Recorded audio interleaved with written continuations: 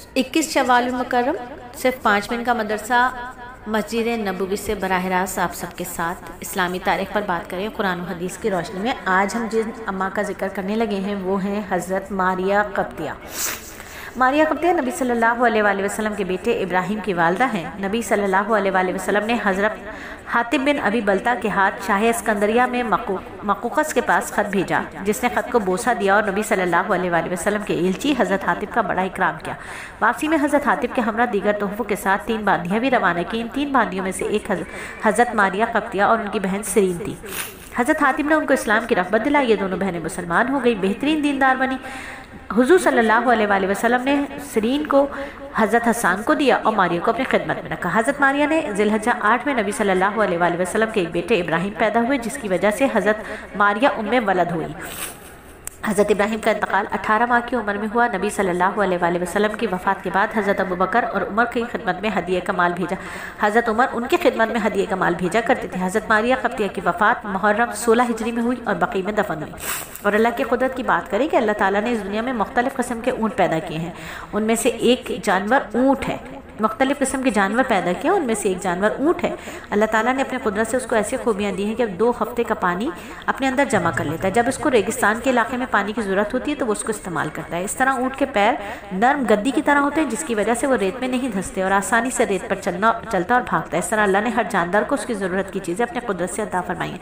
और एक फ़र्ज़ के बारे में बात करें कि हज़रत ज़ैद बिन अरक़म फरमाते हैं, शुरू इस्लाम में हम में से बाज़ अपने बाजुओं में खड़े शख्स से नमाज की हालत में बात किया करते थे। फिर ये आयत नाजिल हुई, अल्लाह के लिए खामोशी के साथ खड़े रहो, यानी बातें ना करो। फिर हमें खामोश रहने का हुक्म दिया गया और बात करने से रोक दिया गया।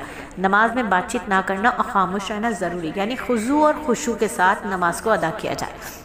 और एक सुन्नत के बारे में बात करें कि तहनीक सुन्नत है। हज़रत अस्मा फरमाती हैं, जब अब्दुल्ला बिन ज़ुबैर पैदा हुए तो मैंने उनको रसूलुल्लाह सल्लल्लाहु अलैहि वसल्लम की गोद में दिया। नबी सल्लल्लाहु अलैहि वसल्लम ने खजूर मंगाई और चबाकर अपने मुबारक लाब हज़रत अब्दुल्ला के मुंह के अंदर लगाया, यानी ये सुन्नत अमल है। और एक अहम अमल की फजीलत, जहन्नुम की आग से आँखों की हिफाजत करना है। नबी सल्लल्लाहु अलैहि वसल्लम ने फरमाया, वो आँख जो जहन्नुम की आग, उस आँख पर जहन्नुम की आग नहीं लगेगी। एक वो आँख जो अल्लाह के खौफ से रोही हो और एक वो आँख जिसने अल्लाह की राह में पहरा दिया हो। और एक गुनाह के बारे में बात करें कि आप सल्लल्लाहु अलैहि वसल्लम ने फरमाया, जो शख्स तकब्बुर के तौर पर अपने इज़ार को टखने से नीचे लटकाएगा, अल्लाह ताला क़यामत के दिन उसकी तरफ रहमत की नज़र से नहीं देखेगा।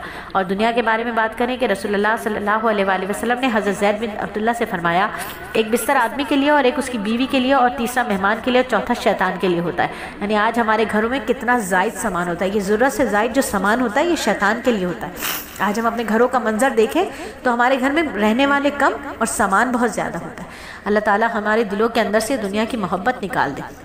और आखिरत के बारे में कुरान में अल्लाह फरमाता है कि क़यामत के मुनकिर पूछते हैं कि क़यामत का दिन कब आएगा, जिस दिन आंखें हैरान हो जाएंगे, चाँद बेनूर हो जाएगा, चाँद सूरज दोनों बेनूर होकर एक हालत पर कर दिए जाएंगे। उस दिन इंसान कहेगा, आज कहीं भागने की जगह है? जवाब मिलेगा, हरगिज़ नहीं। आज कहीं पनाह की जगह नहीं। उस दिन सिर्फ आपके रब के पास ठिकाना होगा। और तिब्ब नबवी से इलाज के नबी सल्लल्लाहु अलैहि वसल्लम ने नमूनिया के लिए वर्स, कस्त और रोग़न ज़ैतून पिलाने को मुफीद बताया। वर्स तिल की मानिंद एक किस्म की घास होती है और जिसने रंगाई का काम भी लिया जाता है। कुस्त एक खुशबूदार लकड़ी है जिसको ऊद हिंदी भी कहते हैं।